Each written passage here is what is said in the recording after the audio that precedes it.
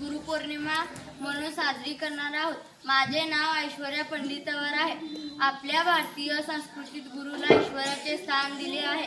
गुरु हे आपल्या आयुष्यातील अंधकार दूर करून आपल्याला प्रकाशाकडे भारतात आषाढ शुद्ध पौर्णिमेला गुरुपौर्णिमा म्हणून साजरी केली जाते.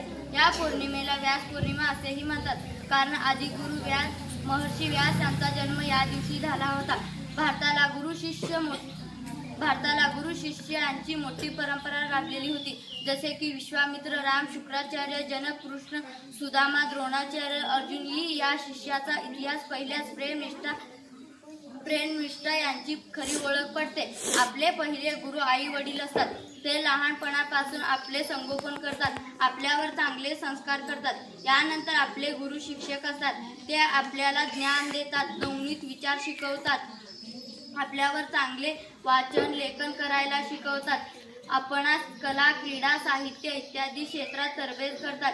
गुरु हे ज्ञानाचे भांडार आहेत. गुरुपौर्णिमा हा दिवस यांच्या प्रती विशेष आदर व्यक्त करतो. या पौर्णिमेला या दिवशी गुरूंचे भेटवस्तू देऊन स्वागत करतात. गुरु हे ज्ञानाचे सागर असतात. आपण त्यांनी दिलेले ज्ञान आत्मसात करून पुढच्या पिढीपर्यंत पोहोचवायला हवे. गुरूंचे महत्त्व अदात आहे, ते कुणालाही शब्दात व्यक्त करता येत नाही. जय हिंद.